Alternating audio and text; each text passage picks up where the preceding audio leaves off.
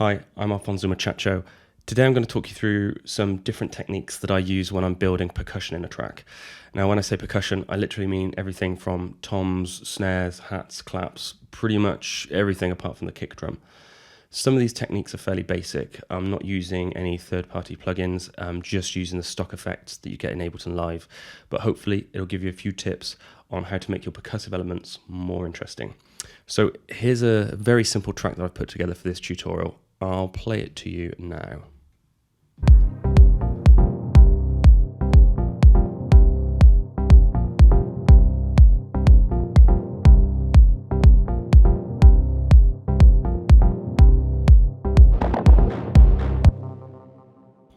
So, pretty straightforward. One of the things I do a lot, not every time, but quite often, is I start with a loop as inspiration. I like to use every advantage and time saver that I can get, and with samples and loops, I can get a track started a lot quicker. Whenever I use a loop in a track, I always try to change it significantly or chop it up to fit what I want.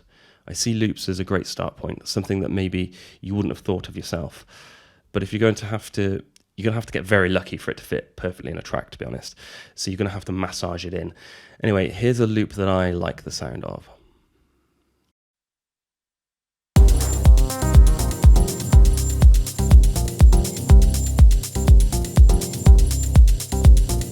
So immediately, I like a lot of the action going on in the 1K area. I'm not really feeling the top end so much, so I'm going to EQ out the top end and emphasize the parts I like. When I EQ loops and other percussive elements, I try as often as possible to use stereo EQ. So I EQ the left and right separately. This will make your sounds seem wider, as it will emphasize the differences between the left and right channels.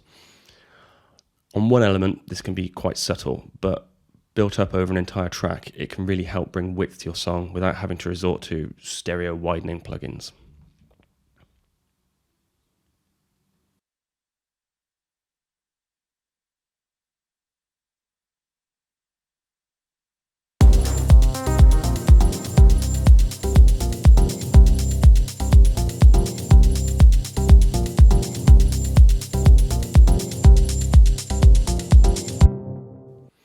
So that sounds pretty good, but there's still a bit too much high end on there for me. So I'm going to use another EQ afterwards to bring those frequencies down. The reason for using another EQ in parallel is that I can automate it later. So instead of having that loop play in a static way for 8 minutes, I can bring in and take out the high end as I wish.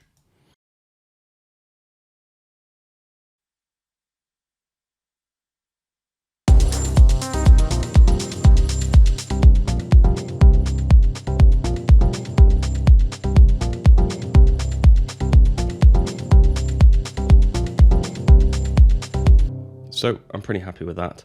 I've maintained the elements that I want, and I have the flexibility to bring in the high end in if I need to build tension. It's also worth bearing in mind that now the loop sounds significantly different from how it sounds originally, so you're not going to get some nerd stood by the DJ booth quoting the sample pack serial number at you. I'm just going to use a slight bit of compression to level it off to taste.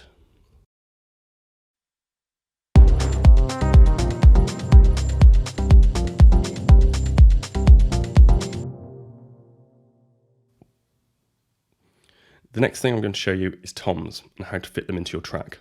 I've got two selected here, pretty standard, and I'm just going to play them in by hand now.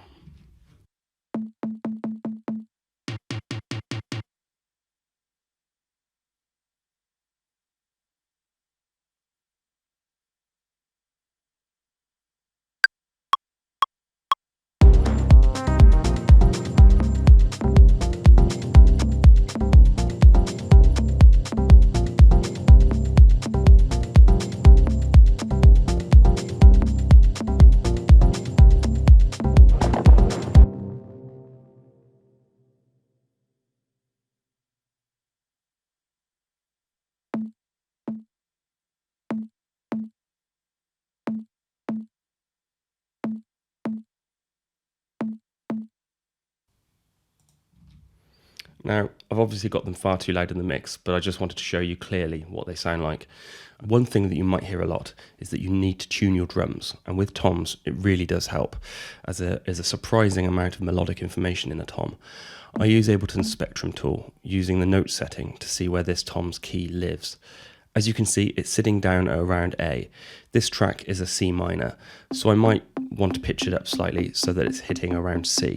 You don't have to do this. Indeed, you could tune it to any other note within C minor, but for the sake of this tutorial, I'm going to tune it to C. One thing to consider is when you're using multiple toms, you can kind of have them playing at different notes to play a pseudo melody over the top of your track. So here it is, the second tom.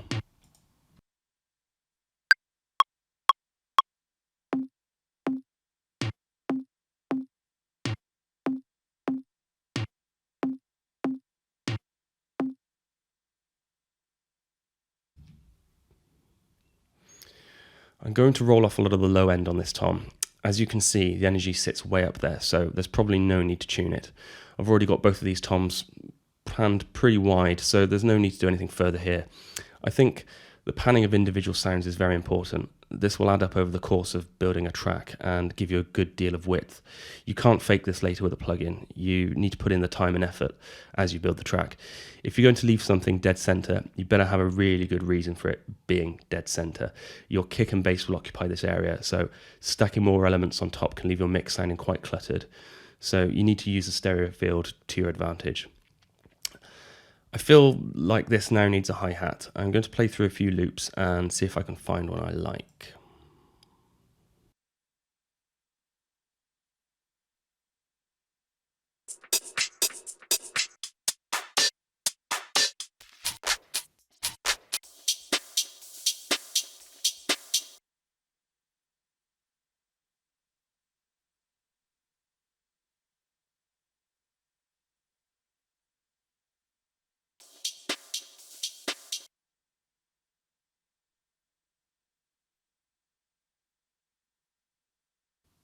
So this one sounds good.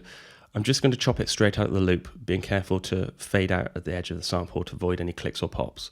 So let's take a listen to that in the context of the rest of the track.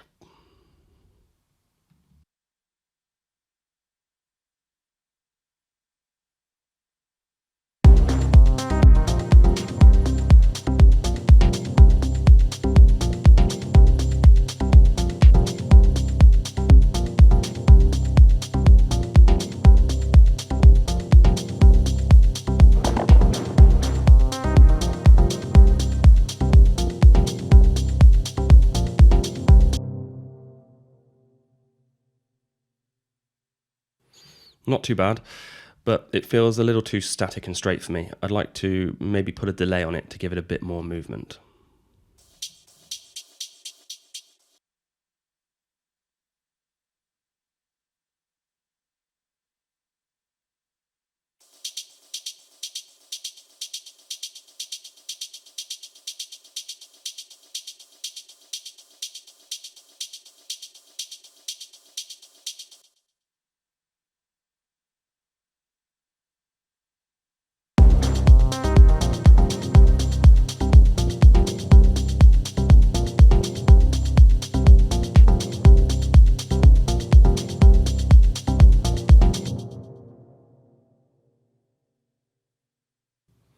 That sounds pretty good.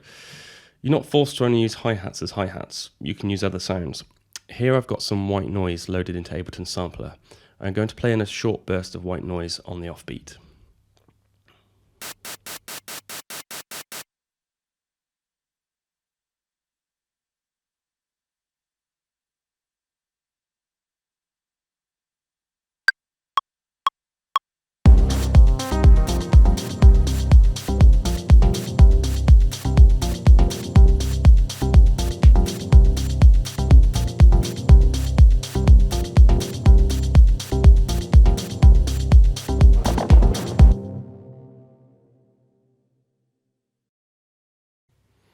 Now, this serves two purposes. It can be used as a sort of hi-hat, and you can also use automation to create a build with the noise.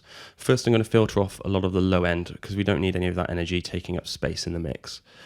Let's see how that sounds. I'm also going to automate the release of the white noises envelope to create a build towards the end of this loop.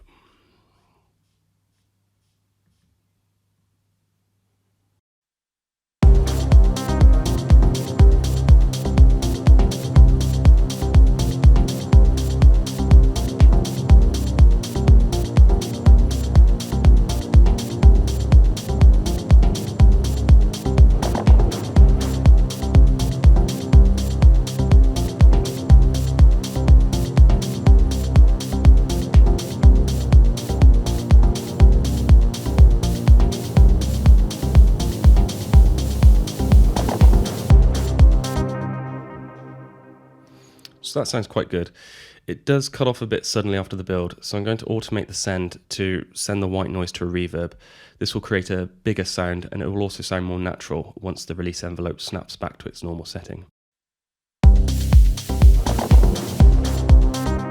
Subtle, but it all adds up.